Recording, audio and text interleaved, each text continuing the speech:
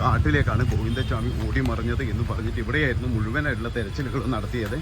ഒരു വീടും കാര്യങ്ങളൊക്കെയാണ്. ഇതിലങ്ങോട്ട് ഇറങ്ങിക്കഴിഞ്ഞാൽ അവിടെ ഒരു പണിതീരാത്ത ഒരു ബിൽഡിംഗ് ഉണ്ട്. ആ ബിൽഡിങ്ങിൻ്റെ അവിടെയാണ് ഈ സംഭവം. അത് അവിടെ അതിനപ്പുറത്ത് ആൾക്കാർ താമസമില്ല. ഇത് കണ്ണൂർ സിറ്റിയിലാണെങ്കിലും ഇത് ഇത്രയും വലിയ കാട് പിടിച്ച പ്രദേശമായിട്ട്, ശരിക്കും പറഞ്ഞാൽ അയാൾക്ക് ഒളിച്ചിരിക്കാൻ വേണ്ടിയിട്ട് ഒരുപാട് സ്ഥലങ്ങളുണ്ട്.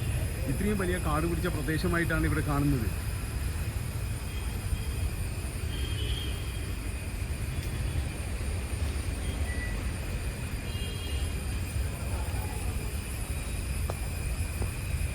രാവിലെ മുതൽ എന്ന് പറഞ്ഞാൽ ആൾക്കാർ, നാട്ടുകാർ എല്ലാവരും നല്ല തെരച്ചിൽ ആരംഭിച്ചുകൊണ്ടിരിക്കുകയായിരുന്നു.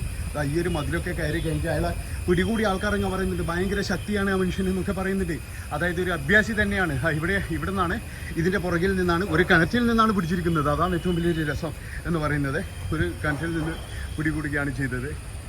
ഏതായാലും ഒരു വലിയ ഒരു സംഭവം തന്നെയാണ്. ഏതായാലും നാട്ടുകാരും പോലീസുകാരൊക്കെ ഉണർന്ന് പ്രവർത്തിച്ചുകൊണ്ട് തന്നെയാണ് ഇപ്പോൾ ഇതിങ്ങനെ കിട്ടാൻ ചാൻസ് ആയിരിക്കുന്നത്. ഇല്ലെങ്കിൽ ഒരു കാരണവശാലും കിട്ടത്തില്ലായിരുന്നു. അപ്പോൾ രാത്രി തന്നെ ഇവിടെ എത്തി എന്നാണ് തോന്നുന്നത്.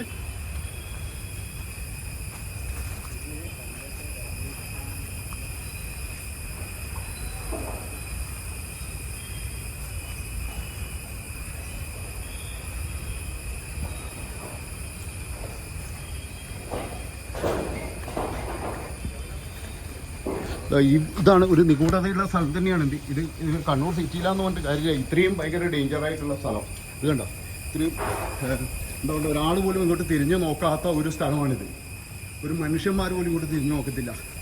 ഇതൊക്കെ ഇങ്ങനെ വച്ചത് തന്നെ എന്ന് പറഞ്ഞാൽ വലിയ അപകടം തന്നെയാണ്. കാരണം എന്താ വെച്ചാൽ ഒരുപാട് സാമൂഹിക വിരുദ്ധന്മാരൊക്കെ ഇവിടത്തേക്ക് കയറി വന്നു കഴിഞ്ഞാൽ തന്നെ ഒന്നും ഇതില്ല. ഇവിടെ അപ്പുറത്തൊക്കെ എന്ന് പറഞ്ഞാൽ ആൾത്താമസമുള്ള സ്ഥലം തന്നെയാണ്.